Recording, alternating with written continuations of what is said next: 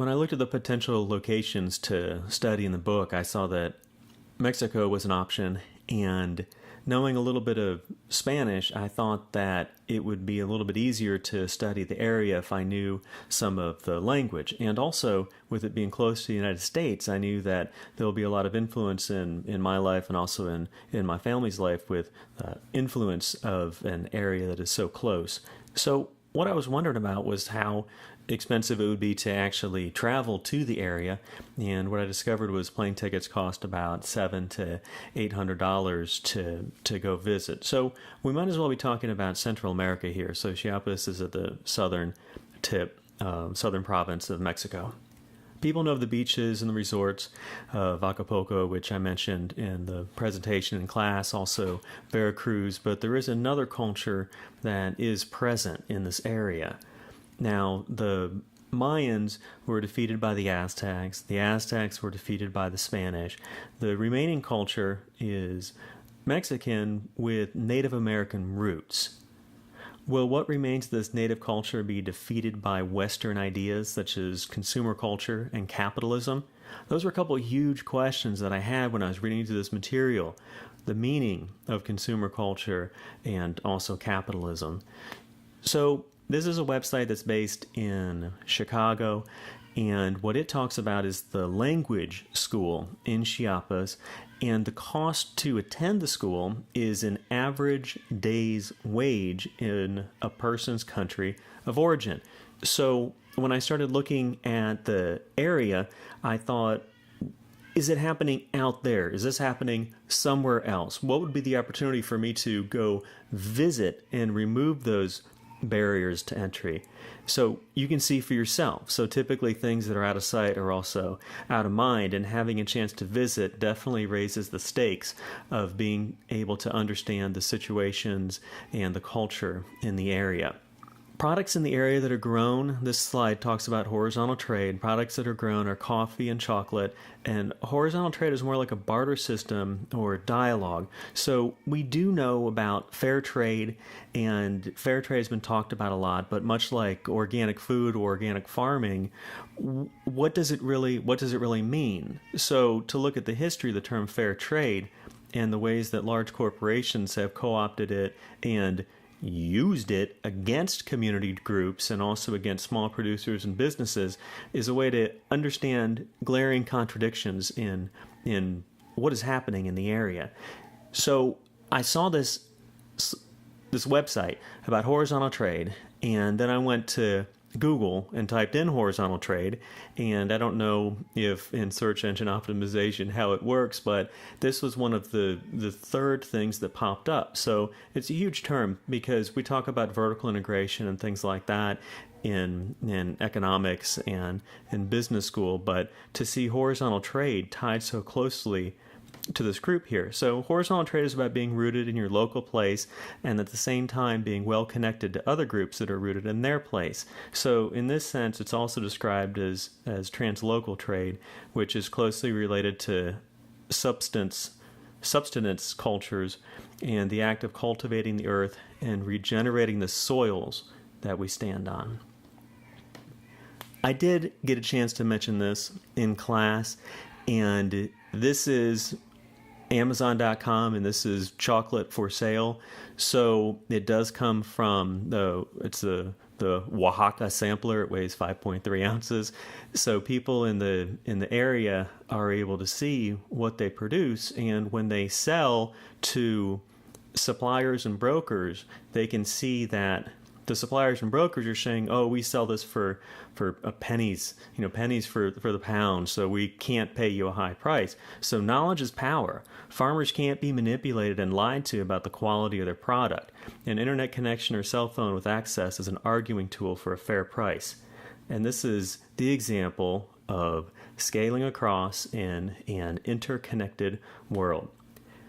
So what are some of these things that people do with the chocolate? So vanilla amaranth chocolate, Tejate cinnamon cappuccino chocolate, chili bombas and bullets. So if you look at this, popular cooking shows or magazines or Starbucks can come up with trendy drinks, but how many do you recognize kind of on this list? So these drinks are new to us, but they've been around for centuries or even longer. And we're at this grain that, if you look at this, it says grains of discovery, traditional grains of Mexico. So this is a grain that could be used for cereals, bread, fritters, stuffing, muffins. But if you think of it as being something that is discovered or rediscovered, the question comes up as to, was it actually lost? So Christopher Columbus discovered America, but were the Native Americans really lost? So that's the question. If you dig a little bit further, Bob's Red Mill is based in the United States, and it's a white guy with white hair, and he's standing in front of a red barn in the advertisements, and everything looks like the automobiles are from the 1920s, and he of course has to travel around the world to discover things that are healthy to sell to people. So there's a video on Bob's Red Mill website where there's a gentleman standing in front of a green screen, what's green screened on is a Mayan temple, and the individual proceeds to explain where this grain comes from and how healthy it is. So the question, of course, then would there be the ability for somebody from Chiapas to go ahead and make a video that explains Bob's Red Mill to the world? So it's a question of representation and who speaks for who.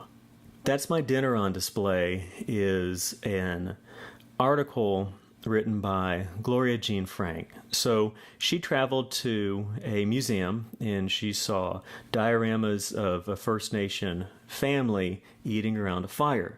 So she was offended by how her culture was shown as simple. There were some photos also that were on display, and there was text that accompanied the photos that said the names of these people and places have been lost to us, where Gloria Jean Frank actually knew people in the pictures. So they didn't even take time to talk to a Native American to get the full story. So it's a question of representation and people being allowed to make generalizations and what is enough in describing a culture. Now, to localize the issue here, Monkey Wrench Books is located in Austin, Texas, up on North Loop. Missions to create an enduring space for meeting, participating, engaging in discussions, and moving towards something radically different. So in terms of a space for discussions, it's a volunteer-run bookstore. Monkey Wrench Books is much like places in Chiapas where people are able to gather and learn at their own pace and to discuss ideas. So much like when I started talking about how the ability to travel to Chiapas exists, here's an example of talking and engaging in a way that's much like in that area, but it just takes, depending on your location in Austin, 20 minutes to 30 minutes to drive and go see what is being discussed and what the materials are that are for sale there at Monkey Wrench Books. In Houston, Texas, every month, a construction worker dies. So looking at what the Workers' Defense Project does in Austin and around Texas, and then understanding what social justice is one more way to localize what is happening in Chiapas with traditional cultures doing their work and getting paid a fair wage in a safe area is no much different than what's happening in Texas right now. This is extremely complex. What's happening here? So you see something, looks like there's a battering ram, looks like a protest. It looks much like the image before, kind of, where there's people holding signs. This is actually part of a Diesel Jeans advertising campaign from 2003. And reading some of the signs, it says, more green traffic lights and share your bathwater. And it may seem funny at first, but standing for something is cool, and standing for something, no matter what that something is, might be cool. So it's cool to be involved and make a statement, but it is very insidious. So the campaign was called Taking Action and exposes how far Diesel's social engagement really goes. The campaign depicts Diesel's beautiful people in the middle of a subversive and revolutionary action, which will leave every system crumbling. And true rebels come in the following flavors.